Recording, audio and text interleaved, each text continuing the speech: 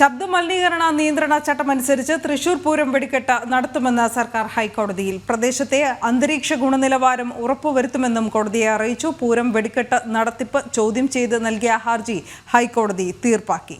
രേഷ്മ ബാബു വിവരങ്ങൾ നൽകും. രേഷ്മ, വിശദാംശങ്ങൾ. ഇത്തവണത്തെ തൃശൂർ പൂരം വെടിക്കെട്ട് അത് ശബ്ദമലിനീകരണ ചട്ടങ്ങൾ പാലിച്ചുകൊണ്ടും പരിസ്ഥിതി സംരക്ഷണ നിയമം ഉറപ്പാക്കിക്കൊണ്ടും തന്നെ നടത്തുമെന്നാണ് സംസ്ഥാന സർക്കാർ കഴിഞ്ഞ ദിവസങ്ങളിൽ ഹൈക്കോടതിയെ അറിയിച്ചിട്ടുള്ളത്. അത് മാത്രമല്ല, പ്രദേശത്തെ അന്തരീക്ഷ ഗുണനിലവാരം ഉറപ്പാക്കിക്കൊണ്ടുമായിരിക്കും വെടിക്കെട്ട് നടത്തുകയെന്നാണ് സർക്കാരിനെ പ്രതിനിധീകരിച്ച് അല്ലെങ്കിൽ അസിസ്റ്റന്റ് കമ്മീഷണറെ പ്രതിനിധീകരിച്ചുകൊണ്ട് സർക്കാർ അഭിഭാഷകൻ ഹൈക്കോടതിയെ അറിയിച്ചത്. ഇക്കാര്യം രേഖപ്പെടുത്തിക്കൊണ്ട് തൃശൂർ പൂരം വെടിക്കെട്ട് ചോദ്യം ചെയ്തുകൊണ്ടുള്ള ഹർജി ചീഫ് ജസ്റ്റിസ് അധ്യക്ഷനായിട്ടുള്ള ഡിവിഷൻ ബെഞ്ച് തീർപ്പാക്കുകയും ചെയ്തു. ഇതിലൊരു പ്രതിസന്ധി നിലവിലുള്ളത്, അതായത് നിലവിലെ നിയമങ്ങൾ പ്രകാരം രാവിലെ 6 മണി മുതലാണ് ഈ വെടിക്കെട്ടിനുള്ള ഒരു സമയം നിശ്ചയിച്ചിരിക്കുന്നത്.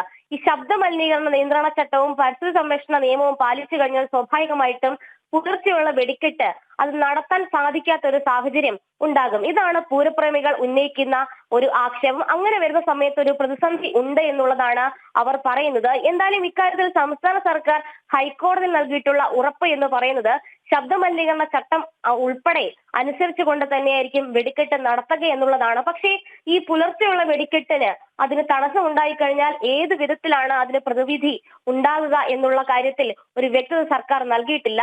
എന്തായാലും നിലവിൽ പ്രസ്തുത ഹർജി, അതായത് വെങ്കടാചലം എന്നു പേരായ ഒരു വ്യക്തി നൽകിയിട്ടുള്ള ഹർജിയാണ് ഹൈക്കോടതി സംസ്ഥാന സർക്കാരിന്റെ നിലപാട് രേഖാമൂലം വ്യക്തമാക്കിക്കൊണ്ട് തീർപ്പാക്കിയിരിക്കുന്നത്. എന്തായാലും പൂരത്തിൽ വീണ്ടും ഒരു പ്രതിസന്ധി ഉണ്ടാകുന്നുണ്ട് എന്നുള്ളതാണ് പൂരപ്രേമികൾ നൽകുന്ന സൂചന. എന്തായാലും നിലവിൽ ഈ ചട്ടങ്ങൾ പാലിച്ചുകൊണ്ടും പരിസ്ഥിതി സംരക്ഷണ നിയമം പാലിച്ചുകൊണ്ടും തന്നെയായിരിക്കും വെടിക്കെട്ട് നടത്തുക എന്നുള്ളതാണ് സംസ്ഥാന സർക്കാരിന്റെ നിലപാട്. അനു.